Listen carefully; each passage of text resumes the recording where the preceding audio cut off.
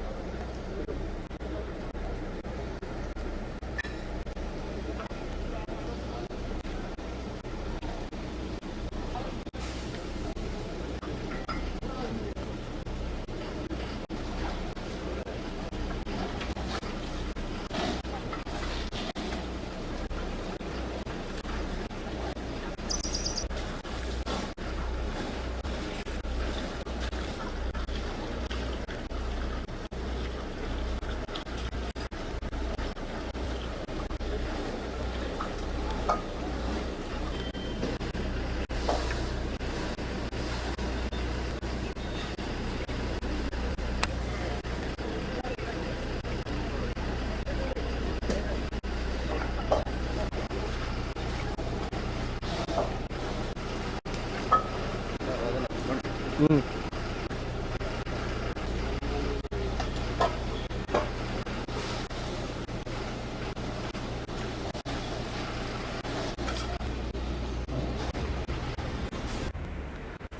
Sports Srinivas Gaur ने कहा है कि रियासत के लिए जल्द ही स्पोर्ट्स की पॉलिसी मुतारिफ करवाई जाएगी। उन्होंने जोर देते हुए कहा कि वजीर आला चंद्रशेखर राव ने दही नौजवानों को सेहतमंद बनाने और उनमें डिसिप्लिन को यकीनी बनाने के लिए ही रियासत के तमाम देहातों में स्पोर्ट्स कॉम्प्लेक्स कायम करने के इकदाम किए हैं। उन्होंने मंगल को महबूबनगर जिले के मचानपल्ली मौजू में 4,75,000 रुपए की लागत से तामीर करदा दही स्पोर्ट्स कॉम्प्लेक्स का इफ्तिताह अंजाम दिया। इस मौके पर उन्होंने गांव के नौजवानों के साथ जोशो खरोश से वॉलीबॉल और कबड्डी खेली। बादजा उन्होंने कामयाब बच्चों को शाल पहनाकर मुबारकबाद दी। मीडिया से बात करते हुए वजीर मौसूफ ने कहा कि तमाम देहातों में खेलों के मैदान कायम करने के लिए वजीर आला चंद्रशेखर राव की हिदायत के मुताबिक रियासत भर में इकदाम किए जा रहे हैं। हर गांव में स्पोर्ट्स ग्राउंड बनाने के साथ साथ तुलबा के लिए खेलों का सामान भी फराहम किया जा रहा है। वजीर ने कहा कि महबूबनगर जिले में 100% स्पोर्ट्स कॉम्प्लेक्स बनाए गए हैं और उन सब के बारे में वजीर आला को रिपोर्ट पेश की जाएगी। टीआरएस लेजिस्लेचर पार्टी ने बीजेपी के रियासती सदर बंडी संजय को मुअत्तल कर देने का बीजेपी हाईकमान से मुतालबा किया। बसूरत दीगर रियासती हुकूमत बंडी संजय के मुतनाज़िया रिमार्क्स पर उनके खिलाफ कानूनी कार्रवाई करने से पीछे नहीं हटेगी। टीआरएस लेजिस्लेचर पार्टी ऑफिस में गवर्नमेंट व्हिप प्रभाकर राव के साथ प्रेस कॉन्फ्रेंस से खिताब करते हुए रुकने असेंबली केपी विवेकानंदा ने कहा कि पागलों की तरह चीख पुकार करते हुए बंडी संजय रियासत के अवाम में मजहबी जुनूनियत पैदा करने की कोशिश कर रहे हैं। उन्होंने कहा कि मसाजिद की खुदवाई करने से मुतालिक बंडी संजय का रिमार्क उनका शख्सी था या पार्टी का नजरिया था। बीजेपी हाईकमान को इसकी वजाहत करनी चाहिए।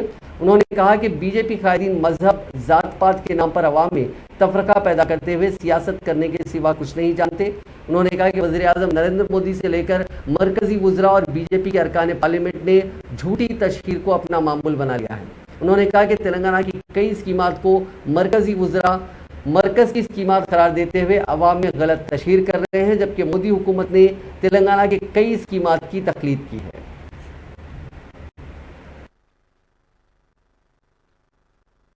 దాడులు, మైనారిటీ పైన దాడులు, ఎక్కడ చూసినా కూడా విద్వేషాలు తప్ప అభివృద్ధి బాటలో మాత్రం ఎక్కడ కనిపించలేదు.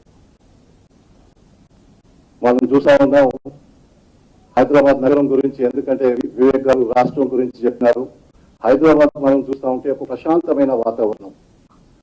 హైదరాబాద్ ఈరోజు అన్ని రంగాల్లో అభివృద్ధి చెందుతా ఉంది. రోజు రోజు హైదరాబాద్ ఏదైతే పట్టణంలో బాగా పెద్ద ఎత్తున ఎక్స్పాండ్ జరుగుతూ ఉంది. దాని ప్రపోర్షనేట్ గా కూడా మనం డెవలప్మెంట్ చేసుకుంటూ పోతా ఉన్నాం. మంత్రి కేటీ రామారావు గారి యొక్క అధ్యక్షన వారి మంత్రిత్వంలో అనేక అభివృద్ధి మనం చూస్తా ఉన్నాం. ఈరోజు హైదరాబాద్ లో హైదరాబాద్ సంబంధించిన జిహెచ్ఎంసీకి సంబంధించిన కార్పొరేటర్స్ ప్రధానమంత్రితో కలవడం పోయినారు. దానికి ఏమి అభ్యంతరం లేదు, సంతోషం, వాళ్ళు పోతే పోని. కానీ మిత్రులు వివేక్ అన్నట్టు వాళ్ళు కేవలం పోయేసి ఫోటో దిగేసి నమస్కార్ ధన్యవాద్ కాకుండా వచ్చేటప్పుడు ఏదైనా మన నగరానికి తీసుకురావాలని నేను వాళ్ళతో కోరుతా ఉన్నాను. వారికి డిమాండ్ కూడా చేస్తా ఉన్నాను. ఎందుకంటే వాళ్ళు కూడా ప్రజాప్రతినిధులే. హైదరాబాద్ లో ఉన్న కొన్ని డివిజన్స్ అంతా కూడా అక్కడ ఉన్న ప్రజలందరూ కూడా వాళ్ళకి ఎంకరేజ్ చేసి వారికి కూడా కొన్ని బాధ్యతలు ఇచ్చినారు. కాబట్టి ఖచ్చితంగా హైదరాబాద్ కోసం మనం చూస్తా ఉన్నాం. గత 8 సంవత్సరాల పాటు మన రాష్ట్రానికి వివక్ష కనిపిస్తా ఉంది.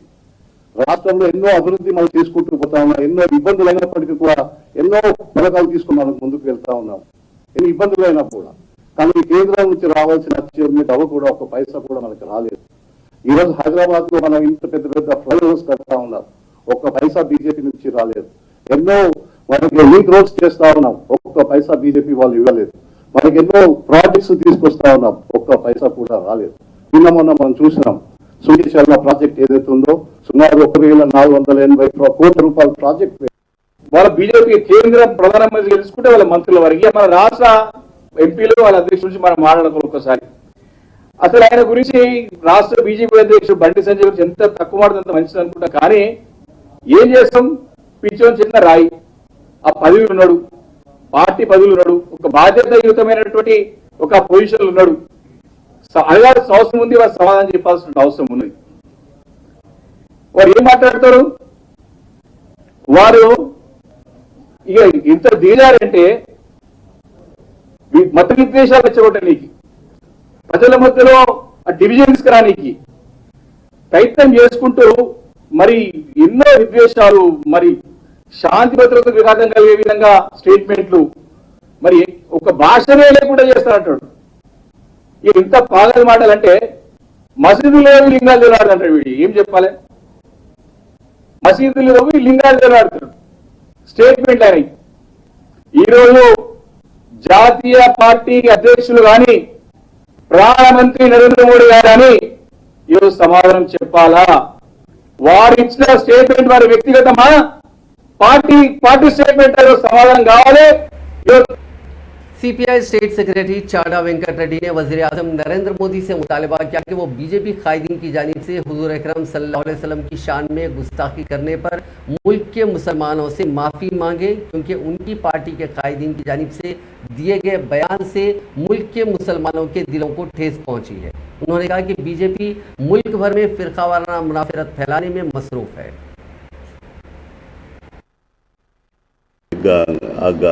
గ్యాంగ్ రేప్ పైన సిబిఐతో విచారణ చేయించాల్సిన అవసరం ఉందని సిపిఐ డిమాండ్ చేస్తున్నది. నేను పదే పదే చెప్తా ఉన్నా. నిన్న కూడా ఒక సర్పంచ్ సూసైడ్ చేసుకున్నట ఈ జిల్లాలో. ఎందుకు? బిల్లులు రాలేదని. అసలు ఎర్రబెల్లి దయాకరం అంటాడు, అసలు అందరికీ బిల్లులు అసలు లేనివ్వండి అంటున్నాడు. ఒరే కార్యమే లేదంటున్నాడు ఆయన. సూసైడ్ ఎందుకు చేసుకుంటాయని సర్పంచ్? ఇలా చాలామంది దగ్గర బిల్స్ ఉన్నాయి. మొత్తం అందరూ మొత్తం సర్పంచ్లే సంఘాలే సర్పంచ్లే ఏమంటారు కామంటారు వాళ్ళు బాజాబ్తా క్లియర్గా ప్రెస్కి వచ్చారు, బహిరంగంగా చర్చకు వచ్చారు. కాబట్టి వాళ్ళకు కూడా బిల్స్ అన్ని పెండింగ్ ఇవ్వండి, శ్వేతపత్రం విడుదల చేయండి. ఈ రకంగా कांग्रेस के साबिक रुकन राज्यसभा वी हनुमंत राव ने वाजे किया है कि हिंदुस्तान कभी भी हिंदू मुल्क नहीं बनेगा, चाहे कितने ही लोगों को क्यों ना भटकाया जाए। उन्होंने हैदराबाद में पार्टी हेडक्वार्टर्स गांधी भवन में मीडिया से बात करते हुए इल्जाम लगाया कि मुल्क के अवाम को भटकाने का काम मोदी और अमित शाह कर रहे हैं, जबकि मुल्क को जोड़ने और उसके इत्तेहाद के लिए साबिक वज़ीर आज़म इंदिरा गांधी और राजीव गांधी ने अपनी जानों की कुर्बानी दी। उन्होंने जोर देते हुए कहा कि मुल्क का हर शहरी मुल्क के इत्तेहाद के लिए लड़ाई लड़ेगा।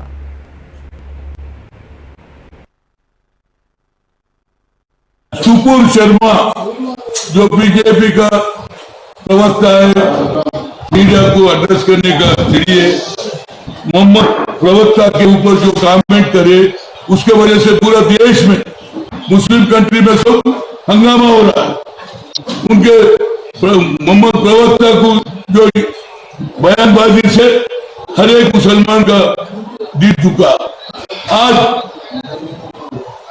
सभी लोग भाई गए और ये भी हो गया वहां पर जो भी अपना सामान जाता, अपना प्रोड्यूसर करते, चावल जाता, सभी चीज जाते, वो भी उन्हें बंद करने का काम करे। ये क्या काम है भाई? तुम लोगों का काम क्या है? लोगों को भटकाने का काम है। ये बोला पाप पॉलिसी चल रहा है। एक तरफ बोलते आरएसएस का लीडर बोलता नहीं हम हिंदू मुस्लिम सब ये देश एक रहेगा, और बीजेपी वाले मनमानी बात करते। एक बोलता कि मस्जिद तोड़ देंगे बंडी संजय, दूसरा बोलता दरगाह को नहीं जाना। तुम लोग तोड़ने लगे बोलने वाले? क्या कानून लिख के लाए क्या? ये देश सेक्युलर देश है, हिंदू देश नहीं हो सकता। तुम कितना भी मेहनत करो, कितना भी लोगों को भटकाओ, जो वादे करे, साल को 2 करोड़ दिए क्या? आज हमारे तेलंगाना के वो, आंध्रा के वो, भारत देश में जितने भी काम करने वाले वहां काम कर रहे, दुबई इराक में मेहनत कर रहे। अब उन लोगों को सबको भगा देंगे। आपने क्या होंगे? तू तो खाना नहीं देता, 2 करोड़ जॉब नहीं दिया, 15 लाख जमा कर, तू वो नहीं करा। अब लोगों को भटकाने का, इसके पीछे नरेंद्र मोदी अमित शाह है बोल के मैं बोल रहा हूँ। अब तो सुधरो, अब तो इस देश को तोड़ने का काम करेंगे तो इंदिरा गांधी और राजीव गांधी देश को जोड़ने के वास्ते अपनी जान की कुर्बानी दी, फिर एक आजादी का मूवमेंट के वास्ते कर रहे। हिंदू देश कभी नहीं बनेगा। उस जमाने में जो महात्मा गांधी इस देश को आजादी लाए, उसी को तुम खत्म करे। तुम ये हिंदुओं की देश बनाना कभी नामुमकिन है, नहीं हो सकता। हर आदमी हिंदुस्तान का हर नौजवान और हिंदू हो, मुस्लिम हो, क्रिश्चियन हो, बराबर देश एकता के वास्ते लड़ेंगे। सबसे ज्यादा हमारे राहुल गांधी जो 2 अक्टूबर से काम कर रहे हैं उसके साथ हम देंगे। अब तो भी ये बयान ये बोलता नहीं कोई इंडिविजुअल बयान दिए तो हम कैसा देशपाल बोलता है, इंडिविजुअल कैसा देता। सुपुर शर्मा जो बीजेपी का प्रवक्ता है, मीडिया को एड्रेस करने का लिए मोहम्मद प्रवक्ता के ऊपर जो कमेंट करे उसके एक मखसूस तबके के मजहबी अकायद को ठेस पहुंचाने और काबिल एतराज रिमार्क्स पर तेलंगाना बीजेपी के रुकन असम्बली राजा सिंह के खिलाफ कंचनबाग पुलिस ने एक मामला दर्ज कर लिया है। एक वीडियो बयान में जाफरानी जमात के रुकन असम्बली की जानिब से सरकर्दा मजहबी शख्सियत के खिलाफ रिमार्क्स किए जाने पर उनके खिलाफ शिकायत दर्ज करवाई गई थी। यूट्यूब पर वीडियो को देखने के बाद एक मकामी शहरी ने पुलिस से शिकायत की। पुलिस ने ताज़ीरात हिंद की दफात 295A यानी 295A के तहत मामला दर्ज कर लिया। कंचनबाग पुलिस ने कहा कि सिलसिले में शिकायत मौसूल हुई, जिसके बाद एक मामला दर्ज किया गया। सदर कुल हिंद मजलिस इत्तेहादुल मुस्लिमीन व रुकन पार्लियामेंट बैरिस्टर असदुद्दीन अवैसी ने कहा कि वज़ीर आज़म नरेंद्र मोदी भारत के मुसलमानों की तकलीफ और दर्द को नहीं समझते। मुसलमानों के लिए सबसे ज़्यादा महबूब मोहसिन इंसानियत हुज़ूर अकरम सल्लल्लाहु अलैहि वसल्लम की ज़ाते गिरामी है। तकरीबन एक हफ्ता कबल भिवंडी के जलसे आम में वज़ीर आज़म से उन्होंने अपील की थी कि भारत के 20 करोड़ मुसलमानों के जज्बात का एहतराम करें, लेकिन उन्होंने एक नहीं सुनी।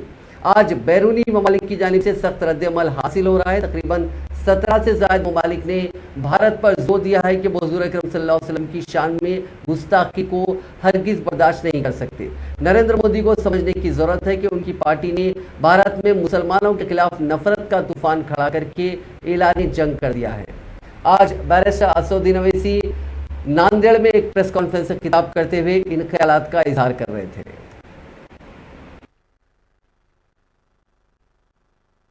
हमारे आजकल पार्लियामेंट का फैसला लेकर हमारे मालेगांव में हुआ, जो हमारे इस्माइल साहब हमारे पार्टी लीडर विधानसभा उससे बात की, वो इस्माइल साहब से इम्तियाज साहब की बात की, हमारे जो महाराष्ट्र के सदर हैं। और कल बहुत देर तक रात में मेरी फारूक साहब से बात की और उनकी दोनों विधानसभा के डेवलपमेंट के बारे में मेरी बात हुई, वहाँ के डेवलपमेंट के इशू, सब चीज़ें देखने का। सर, महाराष्ट्र के जो मुख्यमंत्री उद्धव ठाकरे उनकी कल एक रैली है जनसभा को संबोधित करने वाले, क्या रिएक्शन है इसमें? तो कल तो कोई भी जा सकता है जनसभा करने, मैं भी जाऊँगा और मेरी भी सभा हमारी पार्टी की सभा होगी। देशों में इसका इलेक्शन है, तब कई राजनीतिक देखिए 10 दिन के बाद जब अंग्रेजी टाइम्स नाउ चैनल पर बीजेपी के नेशनल स्पोक्स पर्सन ने प्रॉफेट मोहम्मद सल्लल्लाहु अलैहि वसल्लम को इंसल्ट करने की कोशिश की, तो उसके 10 दिन के बाद प्राइम मिनिस्टर प्रधानमंत्री नरेंद्र मोदी रिएक्ट करते हैं। 10 दिन तक क्यों रिएक्ट नहीं करे? आपके ही चैनल्स ने मेरे भिवंडी के भाषण का दिखाया था कि मैंने प्राइम मिनिस्टर से अपील की थी, रिक्वेस्ट किया था कि आप देश के प्रधानमंत्री हैं, यहाँ पर 20 करोड़ मुसलमान रहते हैं, भारत के नागरिक हैं, आप अपने चीफ स्पोक्स पर्सन के खिलाफ एक्शन लीजिए। आप नहीं लिए, आप 10 दिन के बाद एक्शन लेते हैं। क्या आप क्यों एक्शन लेते हैं भाई? क्योंकि जब देश के वाइस प्रेसिडेंट प्लेन में है, कतर को लैंड करने से पहले कतर की सरकार के लिए कि हम वाइस प्रेसिडेंट के का जो बैंक्वेट हाउस कैंसिल कर रहे हैं, जब वो लैंड करते हैं कतर की सरजमीन पर है वाइस प्रेसिडेंट वेंकैया नायडू साहब, तो कतर भारत के एम्बेसडर को बुलाकर डिमांड देता है और कहता है कि आप माफ़ी चाहो, आपके बीजेपी के स्पोक्स पर्सन ने रसूलुल्लाह सल्लल्लाहु अलैहि वसल्लम को इंसल्ट करने की और अनाप शनाप पर उन्होंने कहा। इससे बड़ी तकलीफ और तौहीन नहीं है भारत के लिए कि हमारा देश का वाइस प्रेसिडेंट एक फॉरेन कंट्री में है और उसी फॉरेन कंट्री के लोग जो मेज़बान भी हैं और हमारे एम्बेसडर को बुलाकर ये कहते हैं जब तक हमारे आज।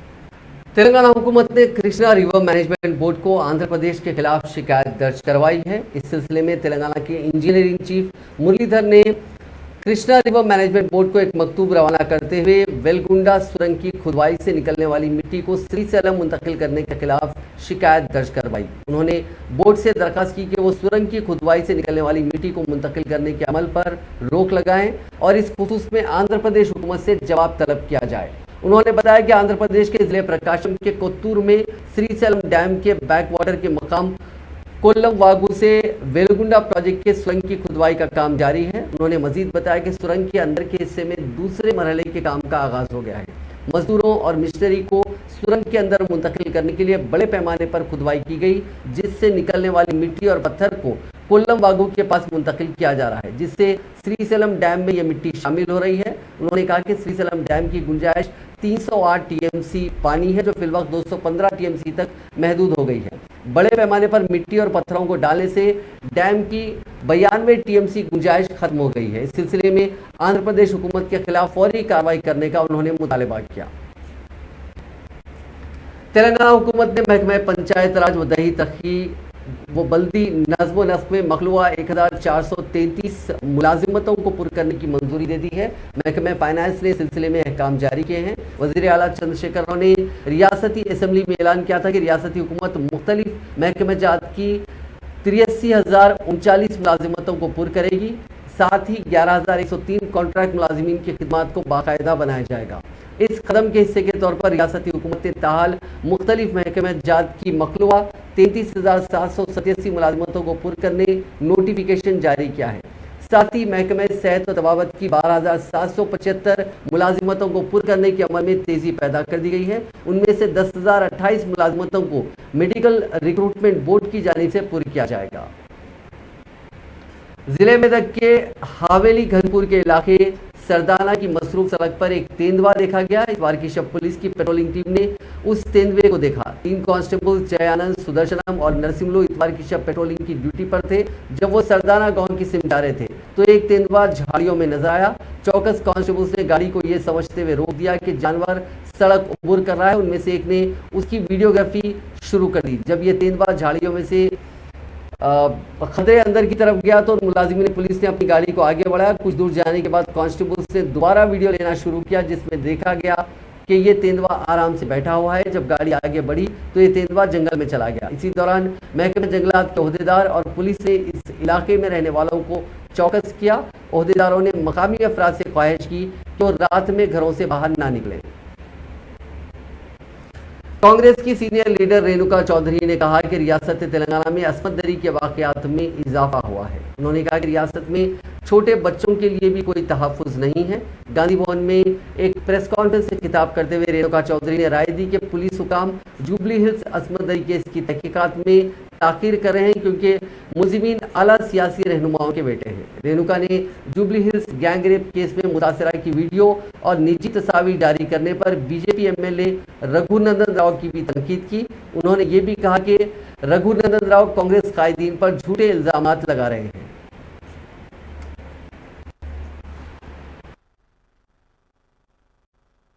देखिए, आज के दिन ये माहौल जो तेलंगाना में बन चुकी है, ये बहुत भयंकर परिस्थिति।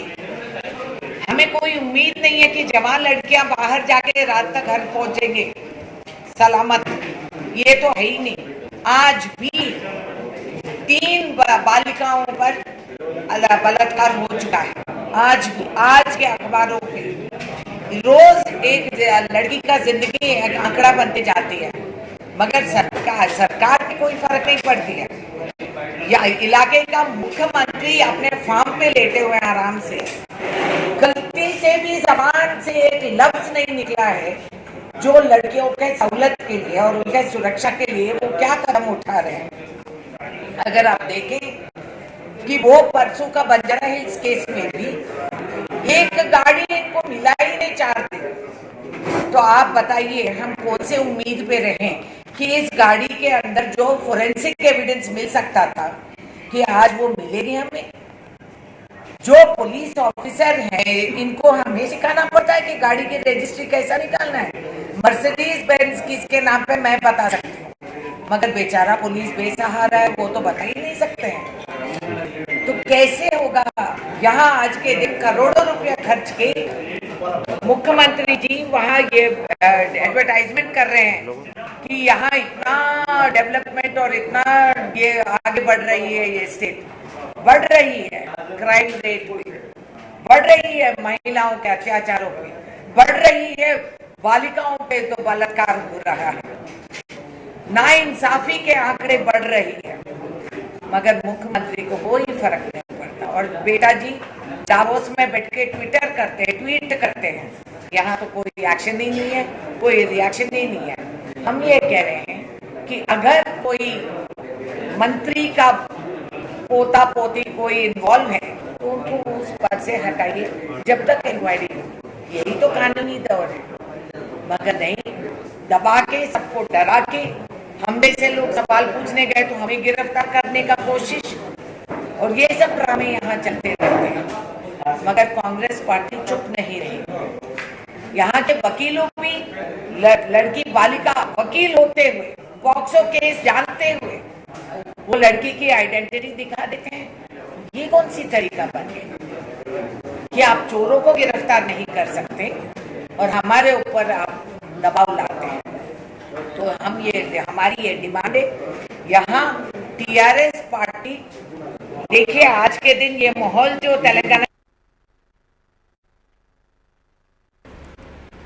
तेलंगाना बीजेपी के रुकन असेंबली रघुनंदन राव के खिलाफ शहर हैदराबाद की आबिद पुलिस ने जुबली हिल्स इज्तिमाई अस्मत दरी मामले की मुतासरा की शिनाख्त जाहिर करने के इल्जामात पर मामला दर्ज कर लिया। राव ने गुज़िश्ता हफ्ते बीजेपी के सदर दफ्तर में मीडिया से बात करते हुए ज़राए अबलाग के नुमाइंदों को वीडियो और तस्वीर दिखाते हुए दावा किया था कि कार में मुतासरा के साथ शहर के एक रुकन असेंबली के फर्जंद की मौजूदगी उससे साबित होती है। उन्होंने इल्ज़ाम लगाया था कि पुलिस रुकन असेंबली के फर्जंद को बचाने की कोशिश कर रही है। इस वीडियो क्लिप के जारी होने के बाद बेशतर अफराद ने इसको सोशल मीडिया पर शेयर किया। इस वीडियो को दिखाने पर 2 यूट्यूबर्स के खिलाफ भी मामला दर्ज करवा लिया गया। राव के खिलाफ सेक्शन 228A के तहत मामला दर्ज कर लिया गया। इस मसले पर रद्दमल जाहिर करते हुए बीजेपी के रुकन असेंबली ने इल्ज़ाम लगाया कि उनके खिलाफ झूठा मामला दर्ज किया गया, हालांकि उन्होंने नाबालिग मुतासिरा से इंसाफ की ख्वाहिश की थी। नमाज पर पाबंदी आयद करने का मुतालबा करने वाली अखिल भारतीय हिंदू महासभा की नेशनल सेक्रेटरी महामुंडलेश्वर अन्नापूर्णा भारती उर्फ पूजा शिकोन पांडे के खिलाफ पुलिस ने मुकदमा दर्ज कर लिया। शिकोन पांडे को एडिशनल सिटी मजिस्ट्रेट की जानिब से नोटिस जारी किया गया। इस नोटिस का जवाब देते हुए शिकोन पांडे ने कहा कि अगर सच बोलने से किसी मजहब के जज्बात को ठेस पहुंची है तो उन्हें अपने बयान पर अफसोस है। दरियासना शिकोन पांडे ने यह मानने से इनकार कर दिया कि उन्होंने जो बयान दिया है वो इश्तियाल अंगेज है।